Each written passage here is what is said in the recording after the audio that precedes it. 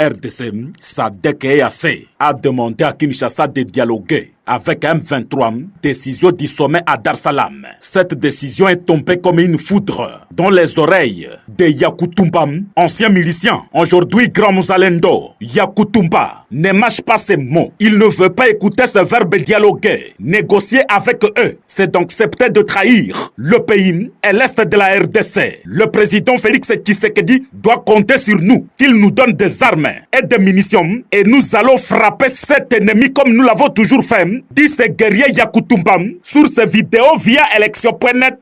En réaction, Mele Kimulala, congolais du territoire de Bénin, déclare à son tour que négocier avec l'ennemi dans la posture actuelle, c'est de céder l'avenir de la progéniture congolaise. Il faut une négociation après la reconquête des différentes entités pour espérer à un résultat qui sera bénéfique pour la nation congolaise. Aujourd'hui, ce qui reste à faire, c'est la récupération des zones tombées et cela est possible si Kinshasa passe à l'acte. Que de vente de nos stratégies dans des briefings des ministres.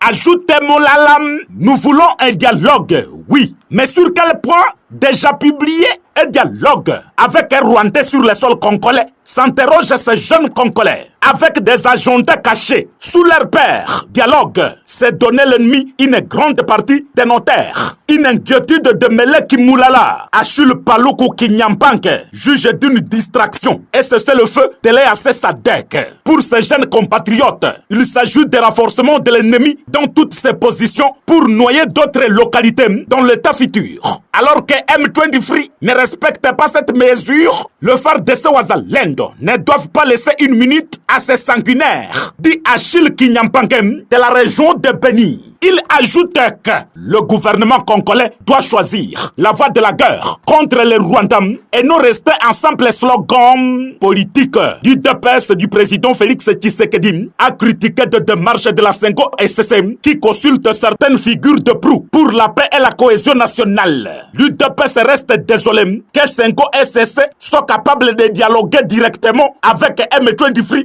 alors que Tshisekedi n'a pas donné mandat à quiconque pour négocier les disciples nantistes.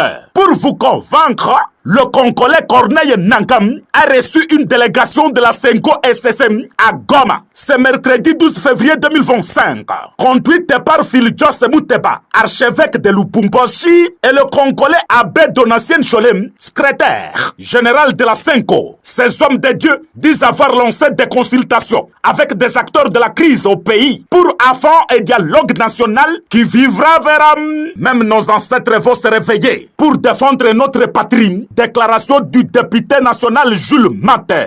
On doit tous contribuer pour ramener la paix à l'est de mon pays, amenant des démarches claires, correctes et précises qui doivent éviter des agitations. Jules Maté chute à disant que le Congo n'a pas besoin d'un indiscipliné qui tente de raverser le sol de nos ancêtres congolais. Joseph Kabila, patron du PPRD, demande au chef de l'État congolais Félix Tshisekedi de déguerpir de son poste suite à la présence d'M23 à Goma. PPRD restait calme, car c'est bien vous qui avez choisi le Congolais Félix d'être président congolais. Alors que le peuple avait choisi l'homme de la vérité des urnes, a répondu grâce à Taïsuikam et le Congolais empirique Sodipère. S'arrête là pour aujourd'hui.